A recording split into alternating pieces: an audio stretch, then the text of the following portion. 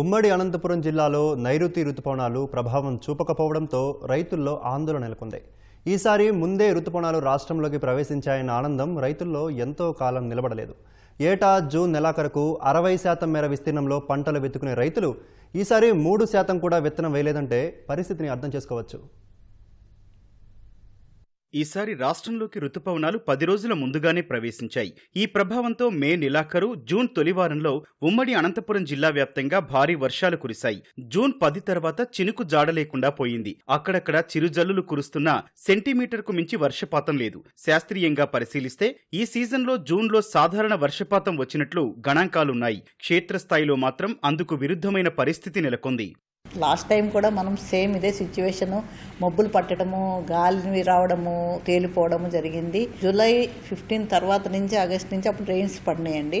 గత సంవత్సరంలో ఖరీఫ్లో ఆగస్టులో కూడా వెతడం జరిగింది. Rayadurgam sub division, especially Rayadurg, Gummagatta అక్కడంతా కూడా వేరుశెనగను లేట్గానే వేశారు.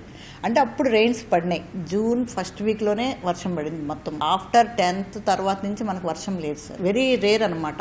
మేఘాలు చూస్తుంటే మనకి వర్షం పడేటట్టు అనిపిస్తుంది, కానీ తర్వాత వర్షం అనేది 2 చినుకులు రావడము, గాలి రావడం వలన కొద్దిగా డిజపేర్ అవుతున్నాయండి క్లౌడ్స్ అన్నీ కూడా. ఇది సిచ్యువేషన్ ఉంది. కానీ చూద్దాం సార్, మనం జూలై 15 వరకు కూడా మనం ఏమన్నా వర్షం వస్తుందని చూస్తున్నాం. నైరుతి రుతుపవనాల ప్రవేశం మొదలు ఈసారి విచిత్రమైన వాతావరణ పరిస్థితులు కనిపిస్తున్నాయి. 3 ఏళ్లుగా ఇలాంటి వాతావరణ పరిస్థితులే ఉన్నా జూన్లో 20 రోజుల పాటు చినుకు రాలని పరిస్థితి ఎదురుకాలేదని రైతులు చెబుతున్నారు. అప్పులు చేసి నేల సిద్ధం చేసుకుని విత్తనం కొనుగోలు చేసి పెట్టుకున్న రైతులు చినుకు కోసం 1000 కళ్లతో ఎదురు చూస్తున్నారు. 10 ఎకరాల భూమి ఉంది. నేల రెడీ చేసుకోవడానికి, విత్తనాలు రెడీ చేసుకుంటుకోవడానికి వర్షం పడుతుంది. శాస్త్రవేత్తలు వర్షం పడుతుంది. చోరు పండుగ ఈ 10 రోజులు చూసి విత్తనాలు అమ్ముకోవాలి. నాకు 8 ఎకరాల పొలం ఉంది.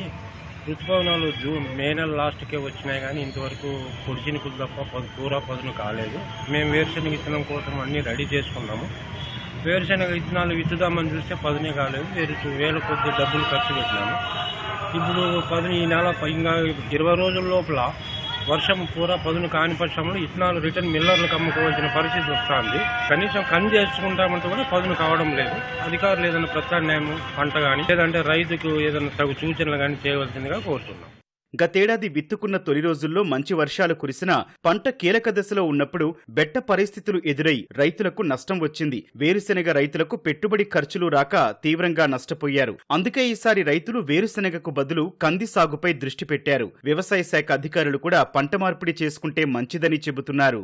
వేరుశెనగ అనేది తక్కువ ధరకే వెళ్తుంది. రైతులు కూడా ఎక్కడైనా నీరు వసతి ఉన్నట్లయితే వేరుశెనగ కన్నా కూడా మేము మొక్కజొన్న కొంత మనకి రైతులకి ప్రాఫిటబుల్ అనేది రైతుల ఒపీనియన్ ఉంది సార్. అది ఆగస్ట్ వరకు కూడా మనం రెయిన్ ఫెడ్ క్రాప్స్ వేసుకోవచ్చు. కంది ఫర్ ఎగ్జాంపుల్ కంది కానివ్వండి, క్యాస్టర్ కానీ, అది మనం రెగ్యులర్ ఖరీఫ్ క్రాప్గా కూడా పడుతుంది సోయింగ్స్. అంతేకాకుండా కంటింజెన్సీ క్రాప్ ప్రత్యామ్నాయంగా కూడా మనము ప్రిఫర్ చేయడం జరుగుతుంది సార్. క్యాస్టర్ కూడా రైతాంగం వేస్తారు. లేట్ అయ్యే కొద్ది కొంతమంది ఆముదాలకు వెళ్ళడం జరుగుతుంది సార్. రెడ్ రామ్ కూడా ఆగస్టు వరకు కూడా వేసుకుంటారు సార్. ఒక్క గ్రౌండ్ నట్ ఒకటే వేయలేకపోవచ్చు జూలై 15 తర్వాత.